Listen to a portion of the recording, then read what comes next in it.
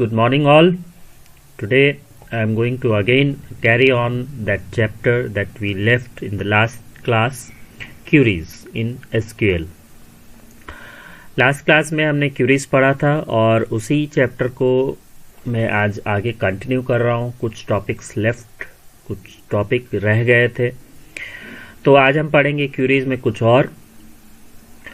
और कमांड्स और हम सीखेंगे उन कमांड्स को कैसे यूज़ करना है। तो स्टूडेंट्स, आज मैं एक टेबल लेके चल रहा हूँ, EMP एम्प्लॉय टेबल, जिसमें मैंने कॉलम्स लिए हैं EID, E-नेम, सिटी एंड सैलरी। तो चलिए हम आज स्टार्ट करते हैं। पहला जो कमांड है, यूजिंग कॉलम एलियास। एलियास का मतलब होता है giving any nickname to any of the column. जैसे हमारे पास कोई एक कॉलम है तो हम उसको निक नेम देना चाहते हैं, तो हम उसके लिए यूज करेंगे एलियास। जैसे मैंने यहाँ पे एक कॉलम लिया है जो आपको सामने दिख रहा होगा, जिसका नाम है E_ID। अब ये EID हमारे लिए एम्प्लॉय ID है, किसी के लिए कुछ और हो सकता है, किसी के लिए कुछ और हो सकता है। तो इसको हम मान लो मैं दिखाना चाहता हूँ एम्प्लॉय ID इस तरह से कि EID की जगह यहाँ पे पूरा एम्प्लॉय ID लिखा हुआ है और E-नेम की जगह पूरा EMP नेम लिखा हुआ है। तो हम इसको कैसे यूज़ करेंगे, इस एलियास को हम कैसे रिप्लेस करेंगे। लेकिन आपको ध्यान रखना है कि जब भी हम एलियास यूज़ करते हैं तो ये सिर्फ टेम्पररीली हमें एक ही बार दिखने के लिए चेंज होता है। टेबल में कॉलम जो है वो परमानेंटली चेंज नहीं होता है। Alias only displays the nickname for a while, not for permanent calls। तो देखिए इसके लिए हम कमांड कैसे यूज करेंगे। select EID मतलब ये हमारा कॉलम। मैंने ये कमांड ऑलरेडी रन किया है तो मैं आपको बता रहा हूँ। select employee ID यानी EID as, और जो भी आप एलियास देना चाहते हैं, मतलब यहाँ आप जो भी लिखेंगे डबल कोट के अंदर वो आपका निकनेम हो जाएगा। तो कमांड है select EID as employee ID, और उसके बाद फिर मैं ले रहा हूँ E-नेम as EMP नेम, यानी कि E-नेम जो है वो मुझे EMP नेम की तरह दिखेगा, फ्रॉम टेबल नेम EMP। तो चलिए मैं आपको फिर से इसी कमांड को यूज़ करके दिखाता हूँ। तो हम इसके लिए लिखेंगे select E_ID as, क्या लेना है मुझे, जो भी मैं निकनेम देना चाहता हूँ। जैसे मैं लिख रहा हूँ employ ID, double quote close, और मैं एक और कॉलम ले रहा हूँ E-नेम as EMP नेम, ठीक है, और टेबल का नाम तो मैं लिख दूंगा फ्रॉम EMP। तो देखिए ये एम्प्लॉय ID EID की जगह एम्प्लॉय ID दिख रहा है। लेकिन अगर मैं इसको सेलेक्ट स्टार फ्रॉम EMP करता हूं तो देखिए टेबल का नेम अभी भी, कॉलम का नेम जो है वो E_ID ही है। तो एलियास जो है वो सिर्फ हमें डिस्प्ले कराने के लिए, जो नेव यूज़र है, जो एंड यूज़र हैं, उनको सिर्फ दिखाने के लिए होता है कि हम EID प्रोग्रामर ने बनाया है, लेकिन यूज़र को क्या दिखेगा, एम्प्लॉय ID दिखेगा। तो इस तरह से दिखाने के लिए हम यूज़ करते हैं एलियास। चलिए नेक्स्ट कमांड की तरफ चलते हैं। नेक्स्ट कमांड है condition based on a range. तो इसके लिए हम दो कमांड यूज़ करेंगे, एक यूज़ करेंगे इन और दूसरा यूज़ करेंगे बिटवीन कमांड। बिटवीन कमांड सबसे पहले यूज़ करते हैं। बिटवीन का मतलब होता है कि बिटवीन एक रेंज बेस्ड कमांड है, यानी कि इसमें हम रेंज दे सकते हैं। बिटवीन मतलब फ्रॉम दिस टू दिस, लेकिन इस बिटवीन कमांड की एक प्रॉपर्टी ये है कि दोनों रेंज, स्टार्टिंग और एंड, जो भी हम देंगे वो दोनों रेंज जो है इंक्लूडेड होते हैं। तो जैसे मान लीजिए कि मैं इसी टेबल में देखना चाहता हूँ वैसे एम्प्लॉय की लिस्ट जिसकी सैलरी 5000 से 6000 के बीच में है, तो 5000 और 6000 दोनों इंक्लूडेड होगा। तो इसके लिए हम कैसे लिखेंगे, select star from EMP where salary between 5,000 and 6,000। तो देखिए ये 4 रिकॉर्ड्स मुझे दिख रहे हैं जिनकी सैलरी जो है 5,000 से 6,000 के बीच में है। तो इसके लिए हम यूज करेंगे बिटवीन कमांड। ठीक है, अब हम इसी रेंज कमांड का दूसरा कमांड यूज कर रहे हैं जिसका नाम है इन कमांड। तो इन कमांड जो है उसमें हम एक लिस्ट देंगे और उसी लिस्ट में से जो भी वैल्यू मैच होगी उसी लिस्ट से वैल्यू मैच होने के बाद ही हमें रिकॉर्ड दिखेगा। जैसे मान लीजिए कि मैं देखना चाहता हूं कि वैसे एम्प्लॉय की लिस्ट जिनकी सिटी रांची और दिल्ली है। ठीक है, रांची और दिल्ली है। तो इसको हम कैसे लिखेंगे? Select star from EMP where city in. ठीक है, तो सिटी इन मतलब जो अब मैं यहाँ पे लिस्ट दूंगा उसी सिटी में से अगर मैच होगा तो वो हमें दिखेगा, अदरवाइज नहीं दिखेगा। तो मैंने बोला जिनकी सिटी रांची है या दिल्ली है, तो मैंने एक लिस्ट स्पेसिफाई कर दिया। देखिए रांची और दिल्ली वाले दिख रहे हैं। अब जैसे मान लीजिए मुझे पटना भी देखना था तो यहाँ पे हम इस लिस्ट में पटना भी लगा देते हैं, तो पटना की लिस्ट भी हमें दिख रही है।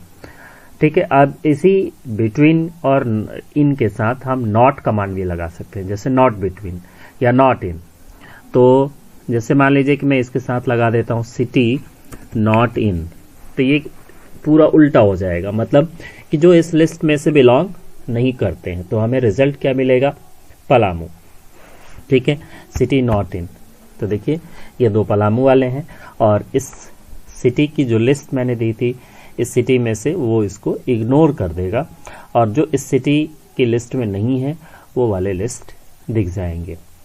वैसे ही हम सैलरी के लिए भी यूज कर सकते हैं। जैसे मैं लिखता हूं सैलरी नॉट बिटवीन। ठीक है, सैलरी नॉट बिटवीन। तो ये हमें क्या देगा? जो 5,000 से 6,000 के बीच में जिनकी सैलरी नहीं है उनकी लिस्ट जो है वो हमें दिख जाएगी। देखिए, तो इस तरह से हम यूज कर सकते हैं range based operator. Range based operator जो है वो 2 होते हैं, इन एंड बिटवीन। और बिटवीन में हमेशा आपको याद रखना है कि जो स्टार्ट और एंड वैल्यू होते हैं वो दोनों इंक्लूडेड होते हैं। चलिए नेक्स्ट कमांड हम देखते हैं, condition based on pattern matches. Pattern का मतलब होता है कि एक सीक्वेंस, जो हम पैटर्न स्पेसिफाई करेंगे उसी पैटर्न पे अगर कोई मैच होता है तो हमें रिकॉर्ड्स दिखेगा, अदरवाइज नहीं दिखेगा। तो पैटर्न मैचिंग के लिए हम 2 कैरेक्टर्स यूज करते हैं, एक परसेंट और दूसरा अंडरस्कोर। परसेंट साइन जब हम लगा देंगे तो इसका मतलब है कि एनी नंबर ऑफ कैरेक्टर्स। ठीक है, और अगर हम अंडरस्कोर यूज करेंगे तो जितने अंडरस्कोर हम देंगे एग्जैक्ट उतने कैरेक्टर्स मैच होंगे। अब जैसे मान लीजिए कि मुझे देखना है कि कोई ऐसा रिकॉर्ड कोई ऐसा एम्प्लॉय जिसका नेम ए से स्टार्ट होता है। ठीक है, तो इसके लिए हम देंगे ए का मतलब हो गया कि इसका मतलब हो गया कि पहला कैरेक्टर ए होगा और उसके बाद एनी नंबर ऑफ कैरेक्टर्स होंगे। तो इसके लिए हम देंगे select star from EMP where E name like. अब इस पैटर्न मैचिंग के लिए हम एक कमांड यूज करते हैं लाइक। लाइक मतलब मिलता हुआ।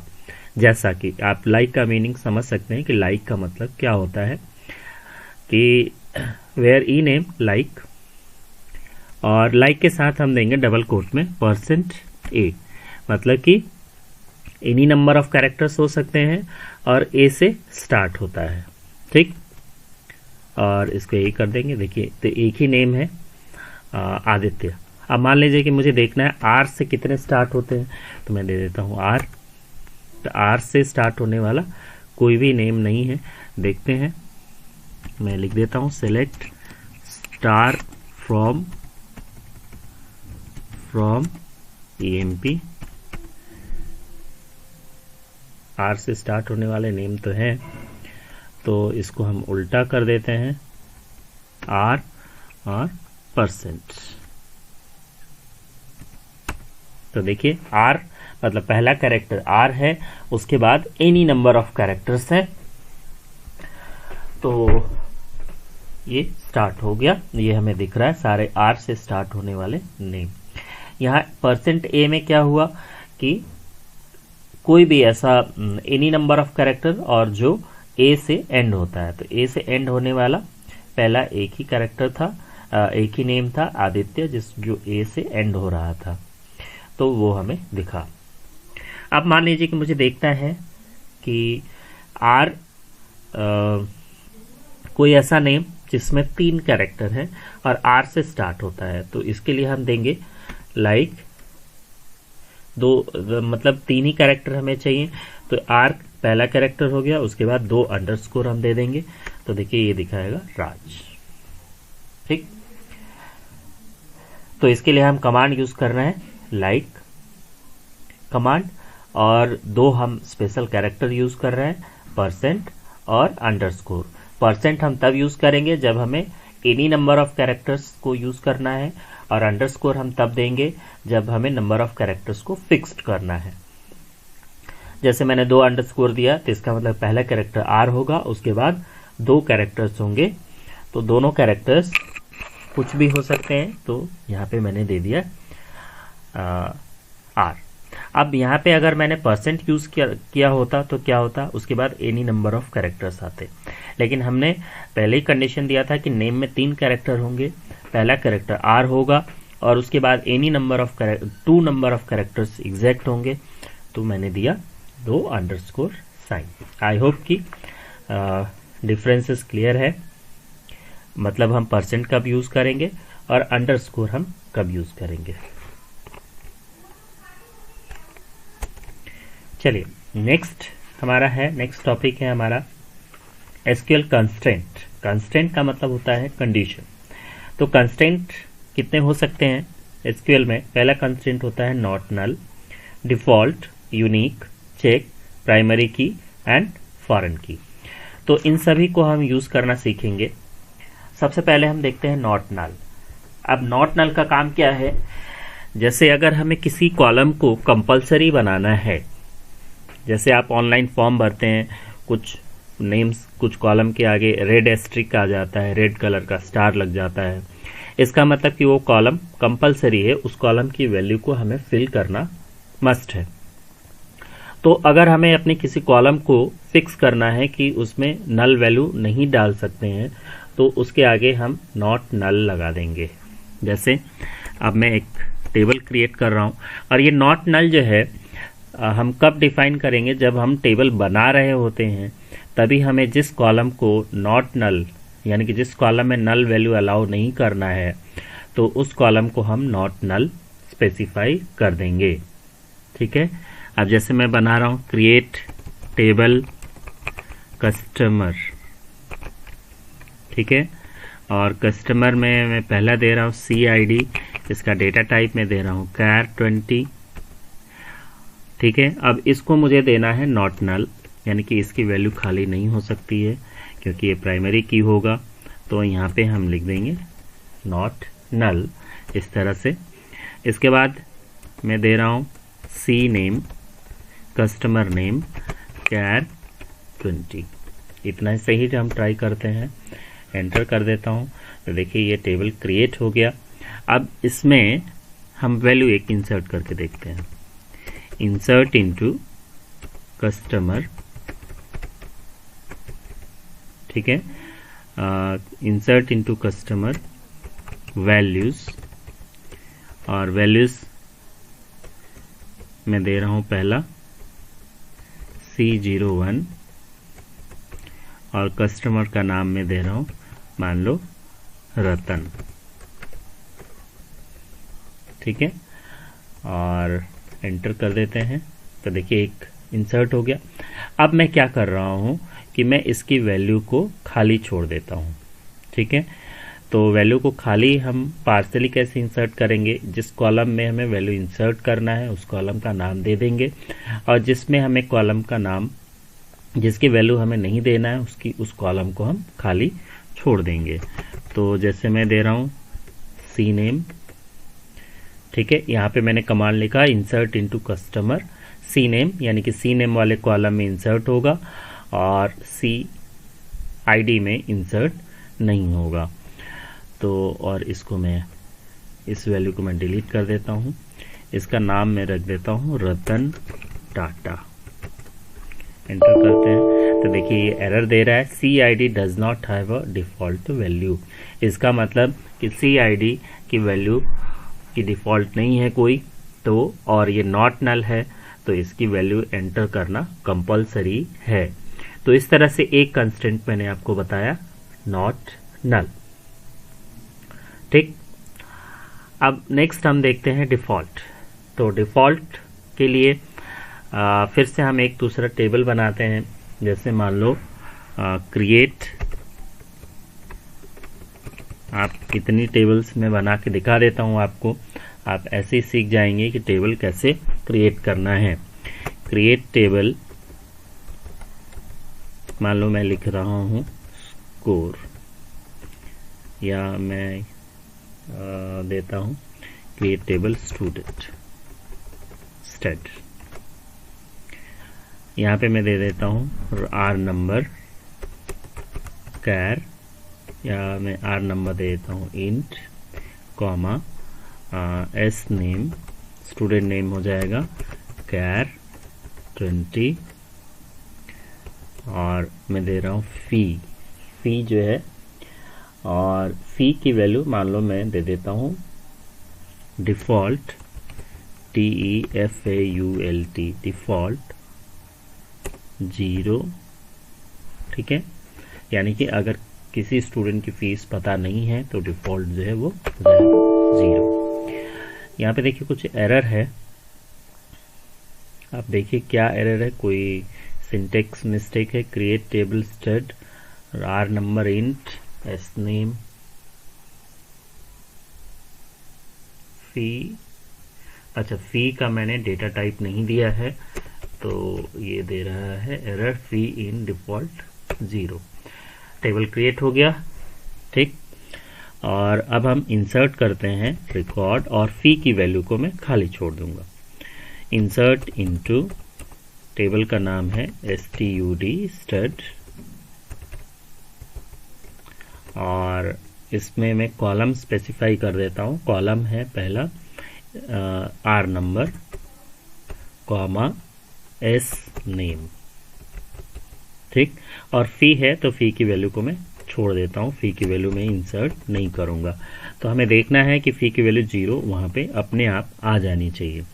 रोल नंबर 1 और स्टूडेंट नेम मान लो मैं दे रहा हूँ धर्म, और फी की वैल्यू को मैंने छोड़ दिया, इंसर्ट कर देते हैं। अब इससे हम सिलेक्ट करके देखते हैं कि फी की वैल्यू नल आ रहा है या 0 आ रहा है। तो select star from STUD stud, तो देखिए फी 0 आ गया, यानी कि इसकी डिफॉल्ट वैल्यू अपने आप इंसर्ट हो रही है। तो this is called default value. तो डिफॉल्ट वैल्यू का मतलब, डिफॉल्ट वैल्यू तब यूज किया जाता है जब किसी ने वैल्यू स्पेसिफाई नहीं किया, तो क्या होगा, डिफॉल्ट वैल्यू अपने आप ऑटोमेटिक वहां पे इंसर्ट हो जाएगी, इसीलिए हम यूज करते हैं default. Students, next constraint is unique constraint. Unique constraint का मतलब होता है कि वैल्यू हमेशा यूनिक होनी चाहिए, तो वैल्यू रिपीट नहीं हो सकती है। तो देयर इज वन, अब आप बोलेंगे कि this is the property of primary की। तो प्राइमरी की दो प्रॉपर्टी होती है कि एक तो यूनिक होना चाहिए और नल नहीं होना चाहिए। बट यूनिक की में नल वैल्यू हो सकता है, और लेकिन वैल्यूज जो है वो यूनिक होनी चाहिए। तो फिर से हम एक टेबल क्रिएट करके यूनिक कंस्ट्रेंट लगाते हैं। क्रिएट टेबल स्टड 1 मैं कर देता हूँ, ऑलरेडी स्टड हमने क्रिएट किया है। फिर से मैं दे रहा हूँ आर नंबर इंट, और आर नंबर को मैं यूनिक बना देता हूँ। तो ये मैंने दे दिया आर नंबर इंट यूनिक, ठीक है। उसके बाद मैंने दिया एस नेम को मैंने दिया कैर 20 और फिर मैं दे देता हूँ फी और इंट फी को मैं इंट दे देता हूँ और इसको हम डिफ़ॉल्ट कर देते हैं, डिफ़ॉल्ट 0। ठीक है, तो अब हम इसको क्रिएट करके देखते हैं। Insert into stud 1 R number 1 और धर्म। ठीक है, ये वैल्यू मैं इंसर्ट कर रहा हूँ। अच्छा, एस नेम की स्पेलिंग गलत हो गई है, यहाँ पे देखिए एस कॉलम का नेम हो गया है SANME। ठीक है, एंटर करते हैं, 1 रो इफेक्टेड। अब मैं दोबारा से यही वैल्यू इंसर्ट कर रहा हूँ। ठीक है, तो 1 ऑलरेडी इंसर्ट हो गया है और मैं 1 इंसर्ट करूँगा तो यूनिक कंस्ट्रेंट जो है वायलेट हो जाएगा, तो ये वैल्यू इंसर्ट नहीं होनी चाहिए, एरर आना चाहिए। तो देखिए ये डुप्लीकेट एंट्री 1 फॉर की आर नंबर, एंटर, ये एंटर करते ही एरर आ गया। अब मैं यहाँ पे 1 की जगह 2 कर देता हूँ तो देखिए यूनिक कंस्ट्रेंट जो है वायलेट नहीं होगा और ये वैल्यू इंसर्ट हो जाएगी। तो this is unique. Next constraint है हमारा चेक कंस्ट्रेंट। चेक कंस्ट्रेंट जो है एक तरह का कंस्ट्रेंट है जो इंश्योर करता है कि जो वैल्यूज़ हम इंसर्ट करने जा रहे हैं वो वैल्यूज़ जो है वो प्रॉपर है या नहीं है। ठीक है, जैसे मान लीजिए कि मैंने एक कंस्टेंट लगा दिया फी के ऊपर कि फी की वैल्यू हमेशा ग्रेटर देन 0 होनी चाहिए। ठीक है, या ग्रेटर देन 100 होना चाहिए। तो चेक कंस्टेंट जो है हमेशा एंटर करने से पहले, रिकॉर्ड को सेव करने से पहले चेक करेगा कि क्या वैल्यू 100 से ज़्यादा है या जो गिवन कंडीशन है वो कंडीशन सेटिस्फाई हो रहा है या नहीं हो रहा है। तो इसके लिए हम यूज़ करते हैं चेक कंस्टेंट। चेक कंस्टेंट हम न्यूमेरिक वैल्यूज़ पे लगा सकते हैं। ठीक, जैसे मैं फिर से एक टेबल क्रिएट कर रहा हूँ, क्रिएट टेबल स्टड 2 और यहाँ पे मैं दे रहा हूँ यूनिक की जगह इंट और यहाँ पे मैं दे रहा हूँ चेक। ठीक, और इसको हम लिखेंगे कैसे, चेक के साथ ऐसे ब्रैकेट में लिखेंगे आर नंबर ग्रेटर देन 0, यानी कि रोल नंबर जो है हमेशा 0 से बड़ा होना चाहिए। ठीक है, बाकी मैं ऐसे ही रहने देता हूँ। अब हम इसमें वैल्यू इंसर्ट करके देखते हैं। इंसर्ट टू और वैल्यू अब मैं यहाँ पे 0 देता हूँ तो देखिए ये क्या कह रहा है, 1 रो अफेक्टेड 0 इंसर्ट हो गया। Student, this check constraint is not working, not being applied at this moment. I will explain it some other time. Okay, so next constraint is primary key. Primary key, you all are very much familiar about the primary key. What is a primary key? Primary key is a constraint that is used to identify a records completely, and primary key cannot be duplicate, cannot have a duplicate value, and also it cannot be a null value, it cannot contain null value. तो चलिए primary की हम बना के देखते हैं। तो primary key is defined when we create a table. तो मैं टेबल एक क्रिएट कर रहा हूँ, create table customer and CID int primary key. इस तरह से हम प्राइमरी की को डिफाइन करेंगे और फिर हम देंगे सी नेम कैर 20। ठीक है, मैंने एक दिया कस्टमर नेम सी नेम और मैं एक और कॉलम दे देता हूँ सिटी का भी मैं दे देता हूँ कैर 20 और इस टेबल को क्रिएट करते हैं। तो टेबल क्रिएट हो गया। अब मैं इस टेबल से सेलेक्ट करके देखता हूँ क्या कोई रिकॉर्ड है। तो अभी ये दिखाएगा empty set, select star from कस्ट मेरा टेबल का नाम है। तो एम्प्टी सेट, कोई भी वैल्यू नहीं है। अब इंसर्ट करते हैं इसमें, इंसर्ट इनटू कस्टमर वैल्यूज।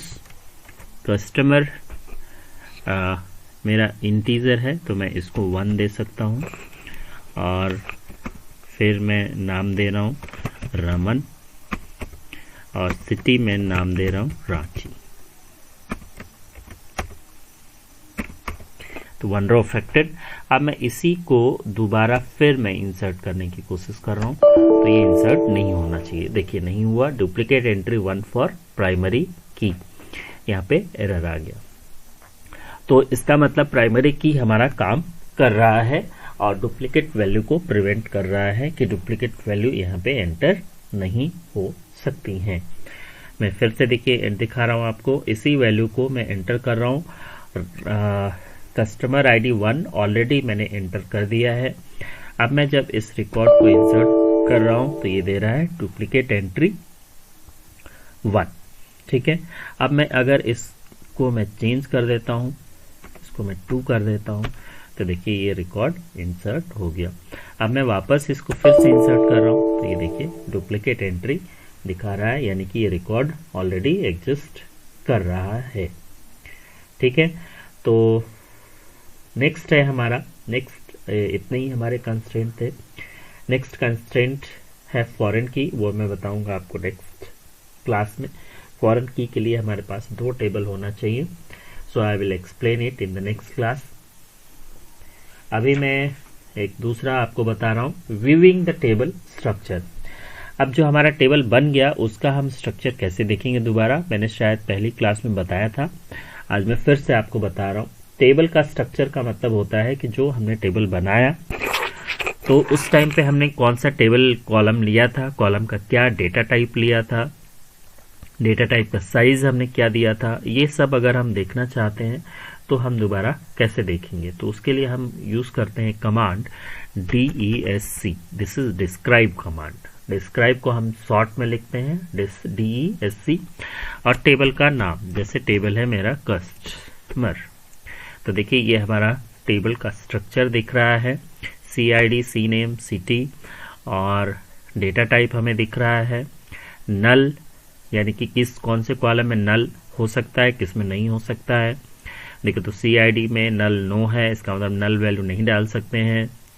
और की है प्राइमरी की, डिफॉल्ट कोई भी वैल्यू नहीं है, नल है। तो this is a structure of a table. ठीक है, तो इसके लिए हम यूज कर सकते हैं DESC, डिस्क्राइब कमांड। चलिए स्टूडेंट्स, नेक्स्ट हमारा कमांड है inserting data into another table. तो इंसर्ट करने के लिए अभी तक आपने देखा कि हम कमांड यूज कर रहे हैं इंसर्ट कमांड, तो हम किसी दूसरे टेबल में भी इंसर्ट कमांड के थ्रू डेटा इंसर्ट कर सकते हैं। यानी कि insert command can also be used to take or derive values from one table and place them in another by using a query. यानी कि अगर हमारे पास कोई दूसरा टेबल है, एम्प्टी टेबल है या टेबल है, तो हम उसमें इंसर्ट कमांड के थ्रू किसी दूसरे टेबल से डेटा को डेराइव करके उसमें हम डाल सकते हैं। जैसे हमारे पास कस्टमर टेबल है, अभी जो मैंने बताया, सेलेक्ट, मैं आपको दिखा देता हूँ, सेलेक्ट स्टार फ्रॉम कस्टमर। तो ये हमारे पास 2 रिकॉर्ड्स हैं। अब मान लीजिए कि मेरे पास कोई एक दूसरा टेबल है कस्टमर 1, उस कस्टमर 1 में हमें इस कस्टमर टेबल का रिकॉर्ड डालना है, तो हम उसको इंसर्ट कमांड से उसमें डेराइव करा सकते हैं। लेकिन उसके लिए हमें कस्टमर 1 टेबल हमारे पास होना चाहिए, तो मैं क्रिएट टेबल कस्टमर 1 कर देता हूं। ठीक है, और क्रिएट टेबल कस्टमर 1, पहले हम टेबल क्रिएट कर देंगे। टेबल क्रिएट हो गया। अब उसके बाद हम देखिए कैसे लिखेंगे, ये क्यूरी चलाएंगे, इंसर्ट इनटू कस्टमर 1, यानी कि कस्टमर 1 में इंसर्ट करो, और सिलेक्ट स्टार फ्रॉम कस्टमर, यानी कि सबसे पहले क्या होगा, कस्टमर टेबल से सारा रिकॉर्ड सेलेक्ट होगा और वो कस्टमर 1 में जाके इंसर्ट हो जाएगा।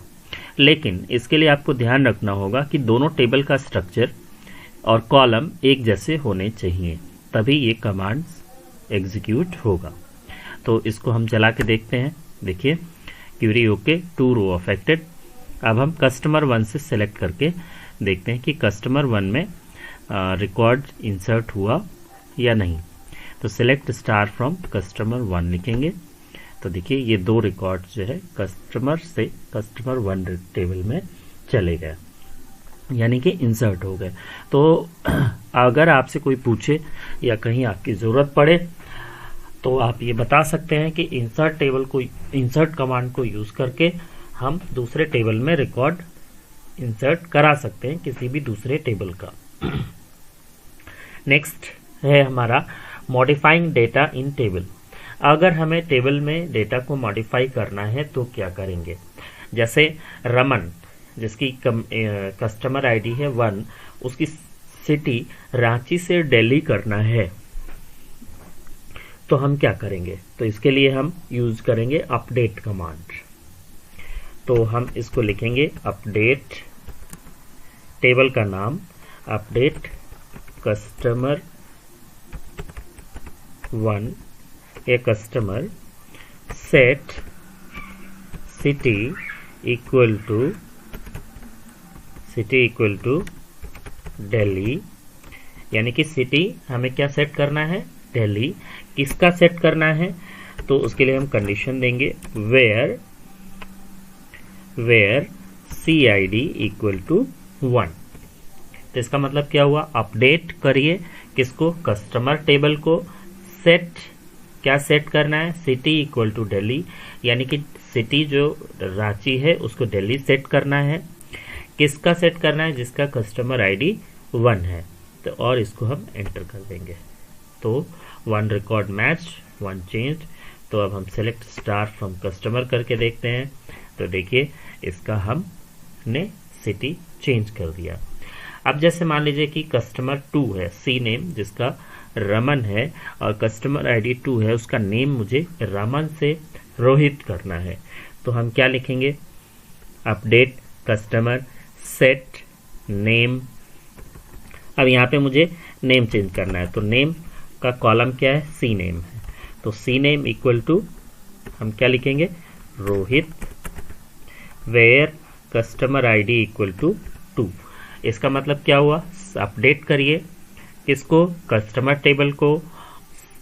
क्या चीज अपडेट करना है, customer name equal to Rohit, किसका, जिसका कस्टमर आईडी 2 है, और एंटर कर देंगे। तो देखिए ये चेंज हो गया। और सेलेक्ट स्टार फ्रॉम कस्टमर करते हैं। तो देखिए 2 रिकॉर्ड्स, रमन जिसका सिटी हमने दिल्ली चेंज किया और दूसरा रमन था जिसका नेम हमने रोहित चेंज किया। ठीक है, तो this is the way of using update command. ठीक, नेक्स्ट डिलीटिंग। अगर रिकॉर्ड हमें डिलीट करना है तो क्या करेंगे, तो इसके लिए हम यूज करेंगे डिलीट कमांड। डिलीट, ठीक है, फ्रॉम कस्टमर। अगर हम ऐसे लिख देंगे डिलीट फ्रॉम कस्टमर, तो क्या होगा, सारे रिकॉर्ड्स उस टेबल के डिलीट हो जाएंगे, ये एवरी रिकॉर्ड। ठीक है, जितने भी रिकॉर्ड्स होंगे वो सारे डिलीट हो जाएंगे। लेकिन अगर हमें एक रिकॉर्ड को डिलीट करना है या सिलेक्टेड रिकॉर्ड को डिलीट करना है, तो यहाँ पे हम कंडीशन दे देंगे। तो मैं कंडीशन दे देता हूँ वेयर CID इक्वल टू 2। तो ये क्या करेगा, उस रिकॉर्ड को डिलीट करेगा जिसका कस्टमर आईडी 2 है। ठीक है, एंटर करते हैं। देखिए ये रिकॉर्ड डिलीट हो गया। अब हम सेलेक्ट करके देखते हैं, तो देखिए यहाँ पे एक ही रिकॉर्ड बचा है। ठीक है, last topic of the day, alter table. तो अल्टर टेबल का मतलब होता है, अल्टर से आप समझ सकते हैं, अल्टर का मतलब होता है टेबल के स्ट्रक्चर को चेंज करना। देखिए 2 चीज हम चेंज कर रहे हैं, एक टेबल का रिकॉर्ड और दूसरा टेबल का जो स्ट्रक्चर था, यानी कि कॉलम नेम, उसका डेटा टाइप, या कोई कॉलम ऐड करना या डिलीट करना। तो इस तरह के काम करने के लिए हम अल्टर टेबल यूज करते हैं। और अल्टर जो है DDL कमांड का एग्जाम्पल है। तो हम अल्टर कमांड को किस चीज़ के लिए यूज कर सकते हैं, to add a column, to add a constraint, जैसे अभी मैंने कंस्टेंट्स बताए थे, कंस्टेंट ऐड करने के लिए, और टू रीडिफाइन अ कॉलम, तो रीडिफाइनिंग कॉलम में क्या हो सकता है, उसका डेटा टाइप चेंज कर सकते हैं, साइज चेंज कर सकते हैं और उसकी डिफ़ॉल्ट वैल्यू को चेंज कर सकते हैं। ठीक है, तो अल्टर टेबल के साथ हम एक और कमांड यूज़ करते हैं, मॉडिफाई। ठीक, या हम यूज़ करते हैं चेंज। तो दो कंस्ट्रेंट हम यूज़ करते हैं, मॉडिफाई एंड चेंज। अभी मैं आपको बता रहा हूँ मॉडिफाई कमांड। ठीक, तो मॉडिफाई कमांड से हम किसी डेटा टाइप, किसी कॉलम के साइज को हम चेंज कर सकते हैं। तो देखिए, जैसे मैं लिख रहा हूँ, पहले मैं आपको दिखा देता हूँ, DSC कस्टमर। इसमें देखिए डेटा टाइप है सी नेम का डेटा टाइप है कैर, इसका साइज है 20। अब मुझे इसके साइज को करना है 30। तो हम क्या करेंगे, तो इसके लिए हम लिखेंगे अल्टर टेबल। ठीक है, टेबल का नाम कस्टमर, मॉडिफाई।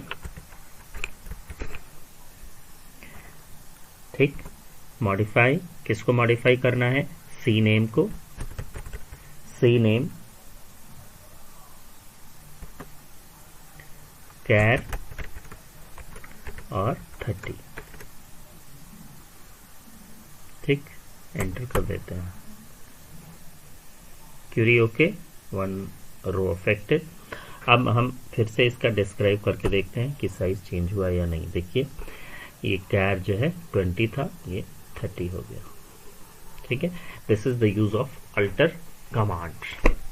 चलिए, आज के लिए इतना ही, फिर हम इसका पढ़ेंगे नेक्स्ट क्लास में।